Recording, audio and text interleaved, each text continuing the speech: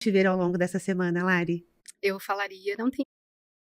Fala, Divergentes! Tudo bem com vocês? Eu sou a Cida Torres, eu sou mentora aqui da Aliança Divergente e hoje eu estou aqui conduzindo este encontro de impulso. Então eu sei que tem gente que está entrando agora, como tem gente que está há um tempo. Então pode ser que vocês ainda não me conheçam, mas vão me ver muito por aqui. Então é um prazer estar com vocês. Sejam todos muito bem-vindos. E para quem ainda não conhece o encontro de impulso, esse é o encontro que vai te impulsionar, que vai te trazer ainda mais clareza e te fazer encarar alguns pontos cegos que você ainda não viu. E hoje eu estou aqui com uma convidada super especial que já eu vou apresentá-la, mas antes disso, eu quero saber se você está me vendo bem, se você está me ouvindo bem.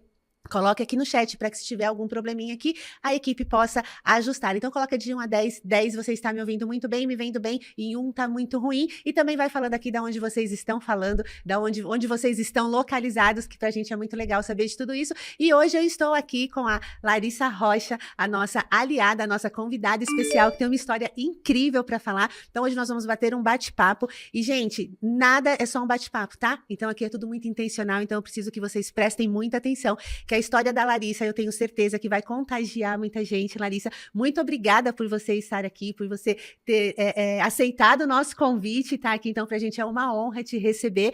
E eu queria que, antes de mais nada, que você se apresentasse, falasse quem é a Larissa, da onde veio, onde vive, o que come, né, para que vocês conheçam a Larissa e a gente comece aqui o nosso bate-papo. Larissa, seja muito bem-vinda e muito obrigada por você estar aqui. Eu que agradeço, Cida. É um privilégio estar aqui e poder compartilhar um pouquinho do que eu tenho vivido aqui dentro da Aliança Divergente, que pode ajudar mais pessoas assim como a minha vida foi ajudada com essa ferramenta, com esse conteúdo incrível que vocês têm. Muito legal. Larissa, fala um pouquinho de você. Quantos anos você tem? Você é casada, solteira? Você mora onde? Eu tenho 30 anos e eu tô aqui em São José dos Campos faz 4 meses. Tá recente aqui. É, recente, mineira. Não mineira, meu marido é mineiro, mas nós morávamos em Minas até janeiro e viemos pra cá em janeiro. Tem filhos? Tenho um filho esperando o próximo, não sei se é menino ou menina, a gente tá aguardando aí pra saber. Olha, gente, filhos. quantos anos tem seu filho mais velho? Ele tem 3, tá fazendo 4. 3 anos e você tá grávida agora. Uhum. Parabéns, Larissa. A Larissa tá grávida aqui e dentro dessa história aqui tem muita coisa boa pra Larissa contar. Larissa, fala um pouquinho assim, né? Você entrou recente na Aliança, você entrou em fevereiro, né? Que a gente tava conversando, mas você já acompanhava algum conteúdo do Elton, da Aliança. Me fala um pouquinho assim, como é que você caiu aqui, né? O que aconteceu que você estava aqui dentro, né?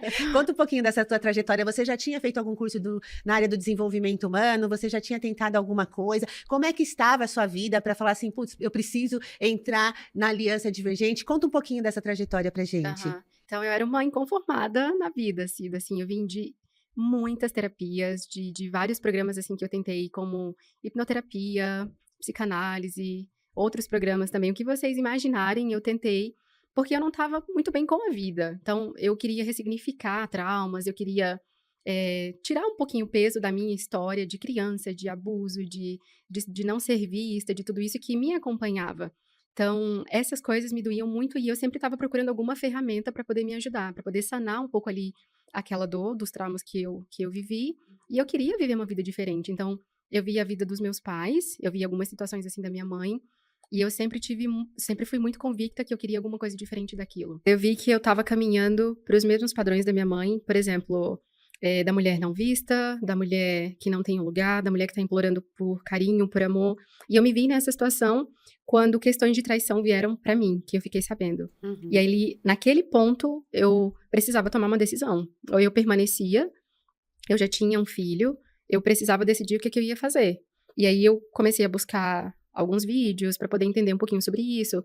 Tinha uma questão religiosa também na igreja, então eu fui assim, coloquei tudo na balança para saber o que eu iria fazer dali por diante. E tinha aquela questão do tipo, se Deus quis que fosse assim, tinha um pouco desse peso ou não? Como que era isso para você nessa relação? Uhum. Na igreja que eu faço parte, a gente fala muito sobre arbítrio. Então, eu sabia que era uma escolha, tanto minha quanto do meu marido. O que não fazia sentido para mim era ter preferido, permitido uma questão dessa vir assim na minha vida. Quando a gente ouve isso, né? E pelas situações que você foi passando, você fala, como é que eu me preferi ou permiti, né?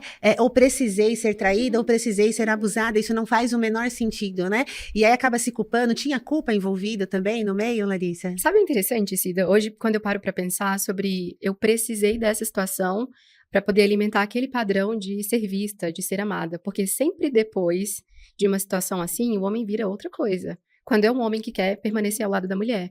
Então, assim, eu era amada, eu era vista, eu era super bem tratada. Então, nós precisamos passar por 3 situações dessas. E aí, sempre a consequência é o encanto, sabe? Aquele filme depois. Então, hoje, eu vejo que eu precisei. Acho que foi um mix ali dos 3 P's. Mas eu precisei realmente porque era uma maneira de eu me sentir amada depois, mesmo que fosse Era o com uma único traição. jeito que inconscientemente você Exatamente. tinha de ser amada, de ser Exatamente. vista. Gente, Exatamente. olha que interessante o que a Larissa traz, porque eu tenho certeza, Larissa, que muita gente está se identificando. Coloca aqui no chat se vocês estão se identificando com a história da Larissa. Porque quando você cai nesse lugar, você se questiona, né? E fala, não faz o menor sentido. Só que quando você enxerga com os nossos óculos, você fala, opa, peraí, olha que percepção. Era o único jeito que eu conseguia ser vista, ser cuidada, porque depois de tudo isso, este homem vinha e te tratava como uma verdadeira rainha, do jeito que você sempre quis que fosse, né? E como o Elton fala, né? Você pode usar uma doença, você pode usar uma traição, você pode... Nós somos muito inteligentes, né? Os comandos que a gente dá, eles realmente voltam. Sim. Então, pra mim, nesse caso, era um comando pra poder... Não, agora eu estou em evidência, agora ele está me vendo, porque ele viu que fez alguma coisa errada. Então, agora ele vai me tratar da melhor maneira possível. Muito, muito interessante tudo isso. E aí, Larissa, isso você entendeu quando você já entrou aqui na Aliança em fevereiro? Não, isso aí foram os conteúdos gratuitos do Elton. Olha, então, olha isso, gente. Quando a pessoa tá atenta. Então, Larissa, você era uma pessoa muito atenta. Sim. Então, quando você estava atenta nos próprios conteúdos gratuitos, você já acompanhava ali no Instagram? Já assisti as lives, os encontros que tinha por exemplo, o Resgate dos Otimistas. Procurei um pouquinho ali do Corpo Explica. Fui ver o que tinha ali. Inconformada. Porque me incomodou. Eu falei, gente, eu não acredito. Apesar de ali naquele primeiro momento, como assim? Mas ter um pouco de resistência, Uhum. a gente sempre sabe. No final das contas, a gente sabe o que você está fazendo, a mudança que você precisa fazer para ter o resultado que você deseja. Então, aquelas falas, muitas delas, sabe, ficaram ecoando. E aí eu fui tendo até conversas difíceis, sem saber que eu estava tendo uma conversa difícil. Uhum. Não, a gente precisa resolver, a gente precisa alinhar aqui, eu quero isso daqui. A gente vai sair de perto dos seus pais, então a gente colocou um monte de coisa. Aí foi quando vocês mudaram? Foi quando nós mudamos. Quando vocês mudaram, você já estava na aliança? Não. Olha só, hein, gente? Quando a pessoa ela é atenta, inconformada e com uma boa postura, né? Porque a Larissa ela não deixou de tentar e falar, não, eu preciso mudar essa realidade. Esse passado não pode me prender, né?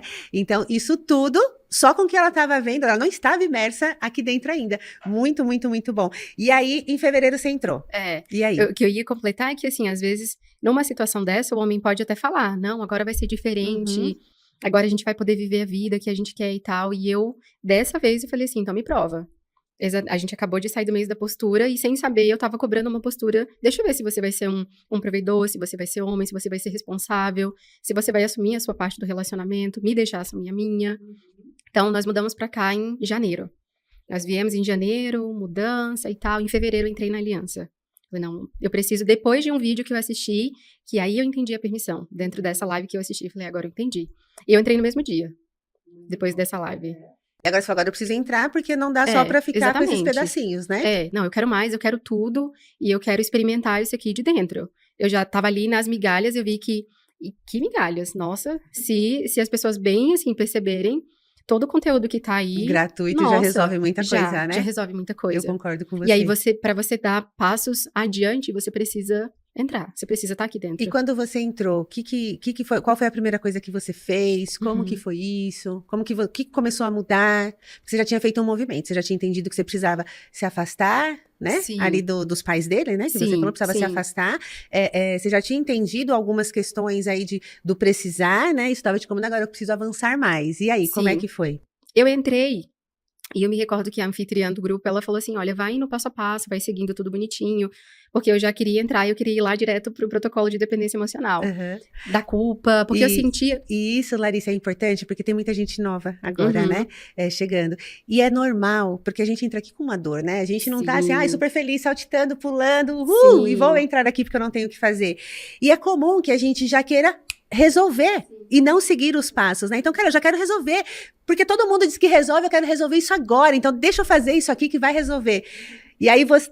Gente, faz parte, é natural. Todo mundo faz isso. Ouça o seu anfitrião, ouça o seu grupo. Eu segui lá o que a Beth falou e eu A fui Beth é a sua anfitriã. Foi a sua anfitriã. Era Aham. aquela inicial, né? Do grupo preparatório. É.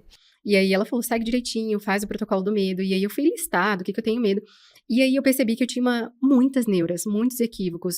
Medo de morrer, medo de andar de avião, medo de ter um outro filho e E morrer você no nem parto. imaginava. Não, Aham, fazia parte ali, digamos assim, de quem eu era. Tipo, deve ser normal, né? Todo mundo tem medo de morrer. Todo aham. mundo. Todo mundo tem medo de andar de avião, né? É. Só que olha só, quantas coisas eu me privei de fazer por causa disso. Esse foi o ponto. E aí eu parei pra pensar sobre. Eu sempre estava tentando empreender, e aí não dava certo. O que que eu estava fazendo ali? Eu tenho medo do quê? Por que que não tá vindo? O que que falta ali realmente pra poder decolar o que eu quero? E aí eu Você fui colocar trabalha tudo. hoje, Larissa? Hoje eu sou a mulher do lar. Muito Hoje eu bem. fiz o caminho de volta. E justamente isso, eu tinha medo da percepção das pessoas em relação a mim, da minha imagem, se eu dissesse que eu queria ficar em casa, que eu queria ser a mãe que faz bolo 3 horas da tarde, como a Emily uma vez falou. E eu queria ser essa pessoa, mas eu Aham. tinha muito medo de frustrar a percepção de familiares, ou de De alguém ser olhar. de ser a sua mãe, de É. repetir essa Uhum. história. Entendi. E aí, em fevereiro, você entrou, né? Veio nessa ânsia de querer resolver tudo. A anfitriã falou: Calma. calma, respira, Aham. começa do Sim. começo e vai traçando. E aí? Escutava todos os áudios O que mais diários. te impactou nesse começo, assim? Eu assisti fielmente os encontros. Eu acho que é uma ferramenta sensacional. E eu fiz muitos PDAs a partir disso. E a partir desses encontros, eu fui entendendo um pouquinho mais do que eu precisava fazer.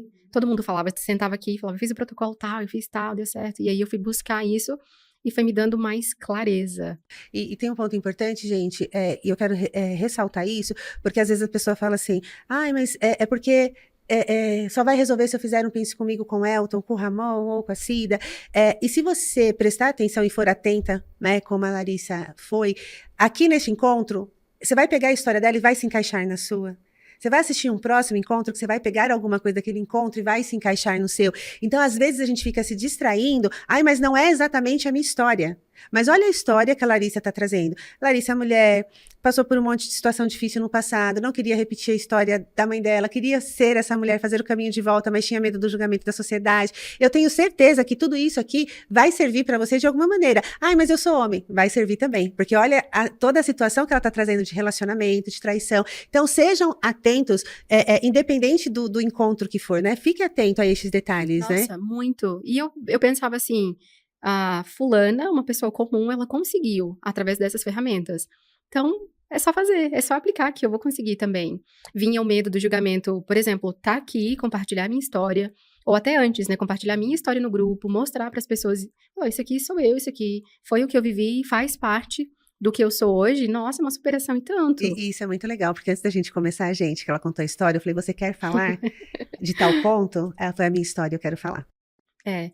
E se você me perguntasse há poucos meses atrás, eu ia falar, jamais, esconde isso, abafa, vamos colocar aqui só os pontos primordiais e vamos mostrar uma história linda, narcisista. Uhum. Deixa eu mostrar para as pessoas que eu consigo, eu faço, eu dou conta, mas vamos esconder os podres. E todo mundo tem, tá tudo bem. Nós passamos por situações difíceis e o que eu gosto muito da aliança é justamente isso. É uma ferramenta que, independente da situação que você tiver, do que você estiver passando, seja na saúde, no relacionamento, no financeiro, você pode ter o resultado que você quer. E eu quis. Inclusive, no relacionamento com o mesmo marido. Porque eu pensei, se eu me separar, protocolo do medo, se eu me separar, então eu vi que eu tinha medo da rejeição. O Uhum. problema não era o casamento, não era o relacionamento, não era a pessoa. Era a rejeição no final das contas. E eu percebi que eu poderia sair daquele relacionamento, mas se eu não quebrasse o padrão, a história ia voltar. Ia voltar. Como o Ramon falou uma vez, né? Eu não estava no meu estilo princesa para poder receber o príncipe. Uhum. Então eu estava colhendo aquilo de acordo com os padrões que eu tinha. E era natural que viesse aquilo. Sim. E aí, quando você enxergou tudo isso, como que foi pra você? Porque foi um ponto cego, né? Nossa, Que você enxergou. sim, sim. Eu acho que naquele primeiro momento vem uma certa revolta, sabe? Uma certa vergonha. Eu me recordo de pensar, assim, em pontos da minha vida. Falar, nossa, caramba, eu fazia isso? Nossa, essa sou eu. Então, eu acho que o principal que eu tive quando entrei na aliança foi o desejo de ver. E as ferramentas são para isso, para mostrar.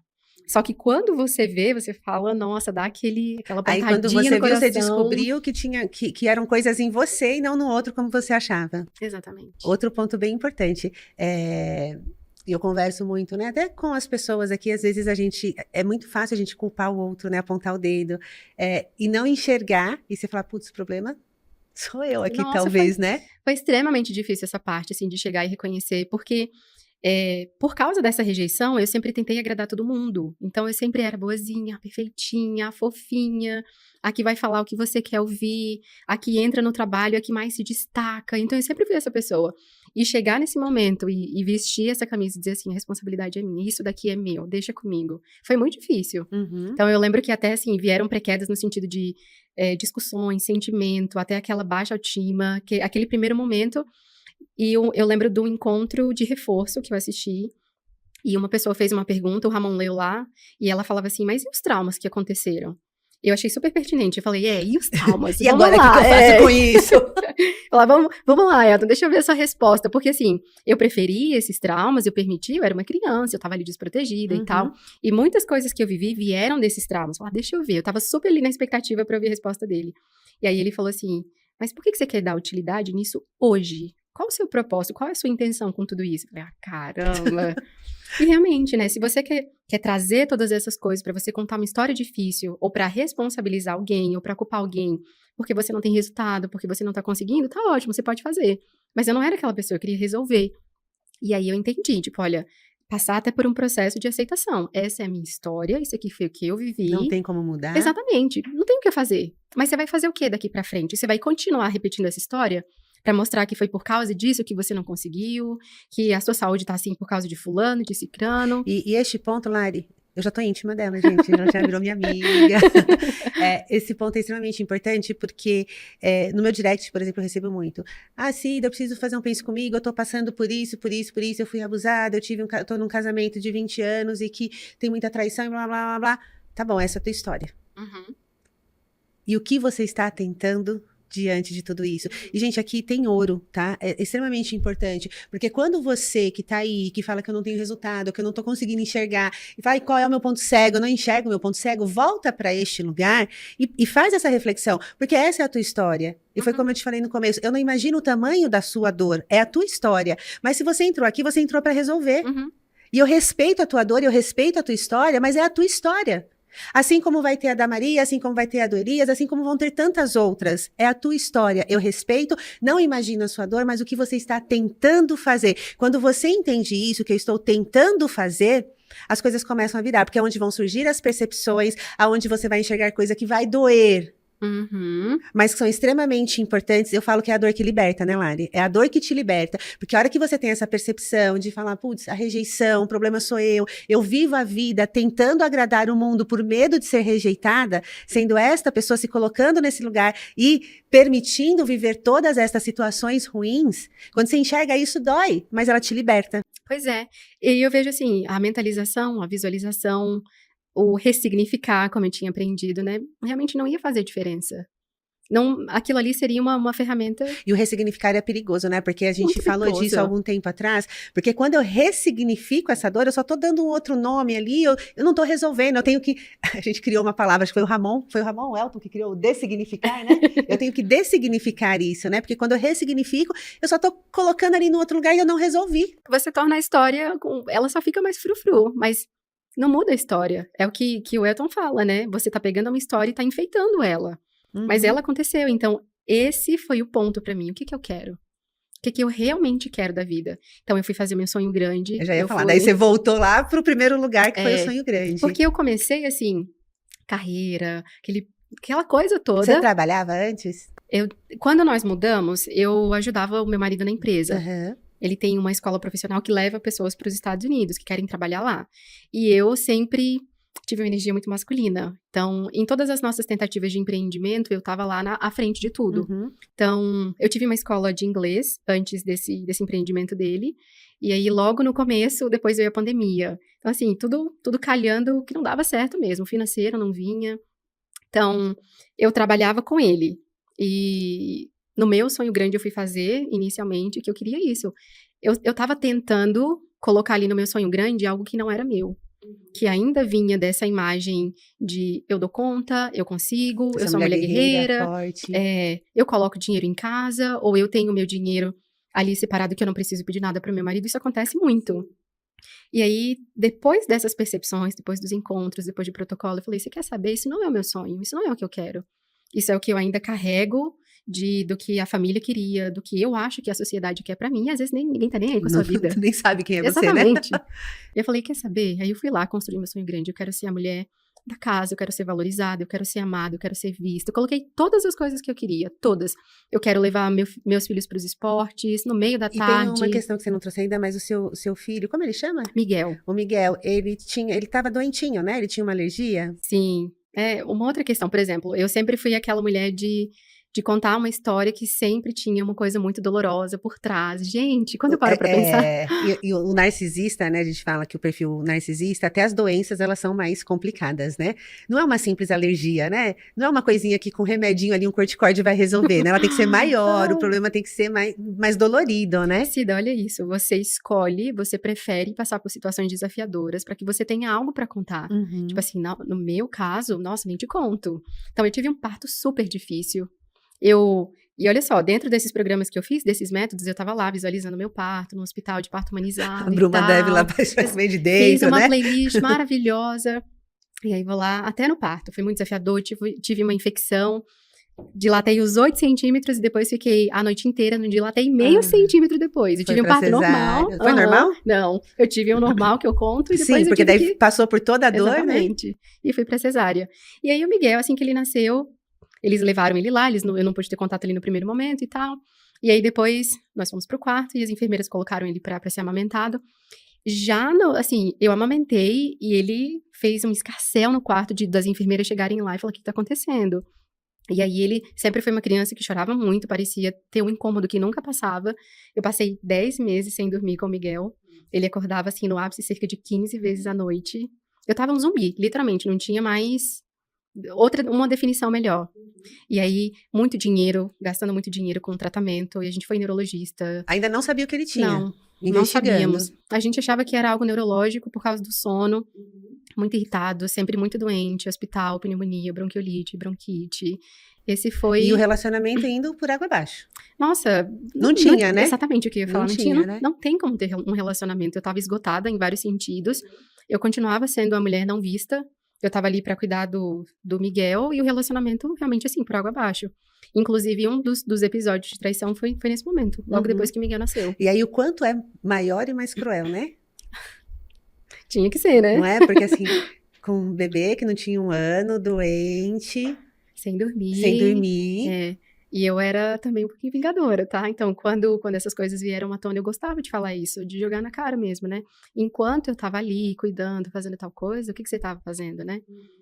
Sempre envolvida em qualquer outra coisa que não fosse a sua família. A minha prioridade sempre a família, sempre o nosso casamento, nosso relacionamento. E não era. Não era. É dureza enxergar, né, Lari? É a dor que liberta.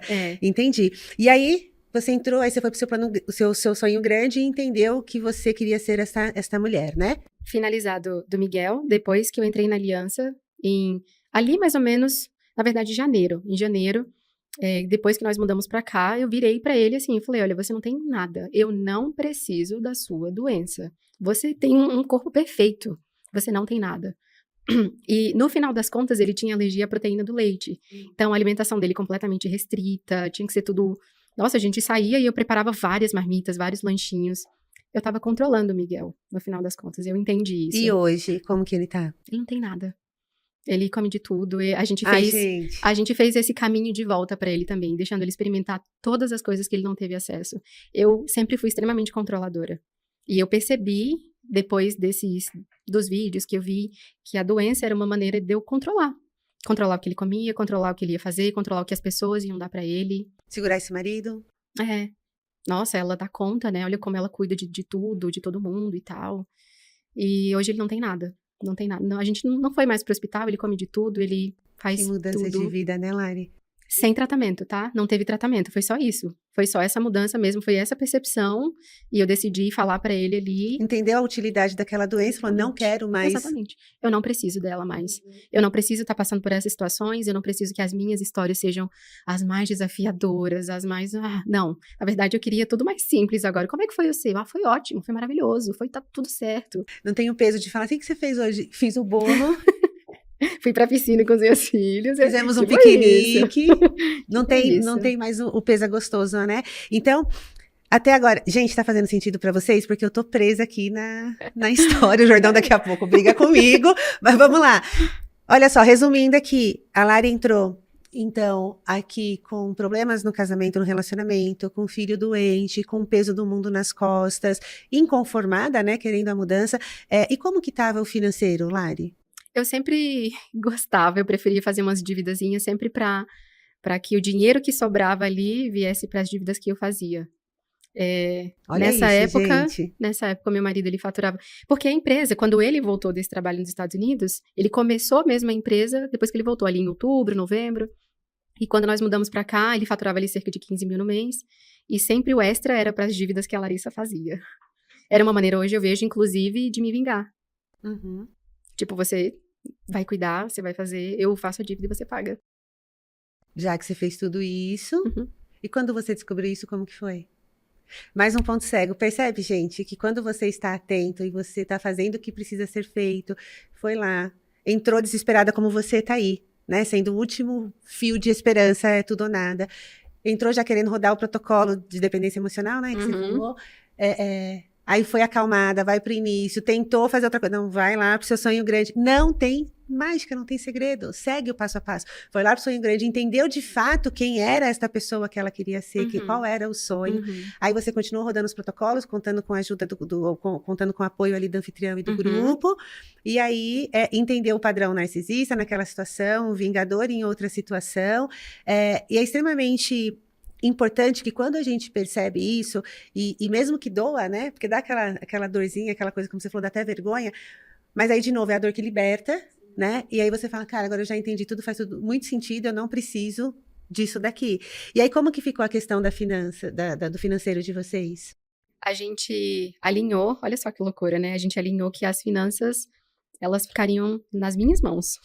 Para ser a mulher, a gestora do lá mesmo. Meu marido como provedor e eu teria ali as finanças para eu organizar e tudo. E através do sonho grande, eu saí de querer ser a provedora, de ser o homem da casa. Você parou de trabalhar com ele? Sim, saí. E aí, nesse momento, literalmente, assim, em questão de 1 mês, 2 meses, a gente saiu de 15 a 20 no mês para 300 mil. Ah, Literalmente. gente, olha isso. Gente, não tem nem o que falar. Eu fico arrepiada, até porque eu penso assim, olha, história comum, pessoas comuns, a gente veio, tipo, quem conhece Conselheiro Lafayette, né? De uma cidade pequenininha. Conselheiro Lafayette é de onde ela veio, tá? Lá de E de Minas, né?